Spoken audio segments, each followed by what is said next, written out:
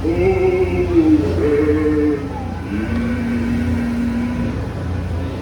4. Engine room ahead 3/4. Stand by. Steady as she goes. Captain? Welcome aboard the Riverboat. I'm your captain, Horace Bixby, and pilot with me here on the Texas deck is a young cub that goes by the name of Sam Clemens. And he's marking his 100th voyage down the river today with nary a calamity on his watch. So far. Sam knows this river like his own backyard. Sam, tell our guests everything you know about this river. Well now, I always figure it is better to keep your mouth shut and get stupid or open than remove all doubt. But I will tell you this, I love this river more than anything else.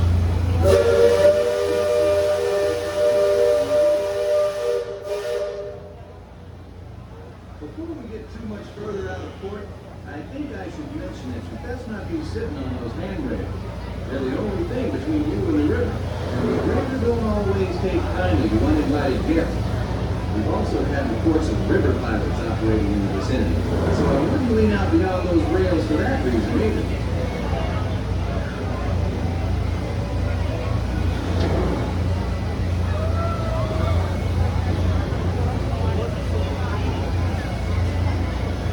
Now, for those of you on the port side, that river town you're passing is frontier land. A few years back, it was no more than a boom town carved out of the wilderness by a handful of settlers looking to start a new life. Today, Gentilly and Decorum are running around. Oh, it still has a share of footloose trappers, keel boaters, prospectors, and an Indian or two, but mostly it's flush time and well on its way to becoming a fine big city. Frontierland reminds me some of my own hometown, Hannibal. It takes me back to when I was a barefoot boy growing up alongside the riverbank. You know, it seems to me that when I was young, I could remember everything, whether it happened or not. But as I grow older, I seem to remember only the things that never happened at all.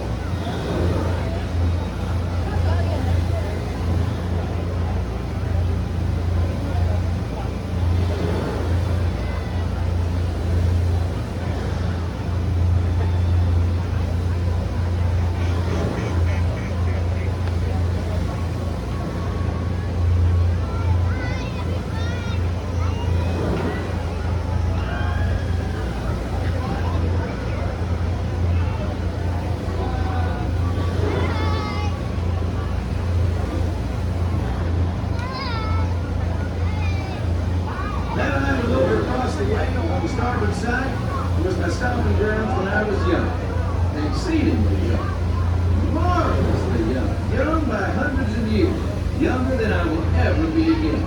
It's called Tom Sawyer's Island, and is named for a friend from my boyhood. Even today, the only way you can get there is by raft. Old man Harper's grain mill is there, back in the woods just off Tom's Landing, and that's Muck Potter's pond and his windmill. We almost hanged Muck once. And there's Huck's Landing. I always did like Huck. He could swear just wonderful. He and Tom and I spent most of our wild and reckless youth exploring that island. Lots of caves, lots of adventure, if you know where to look.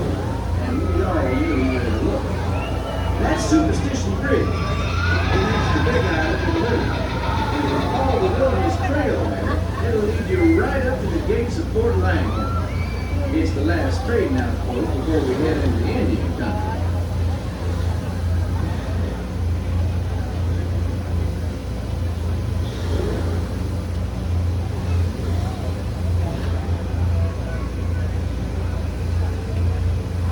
Look on the port side there.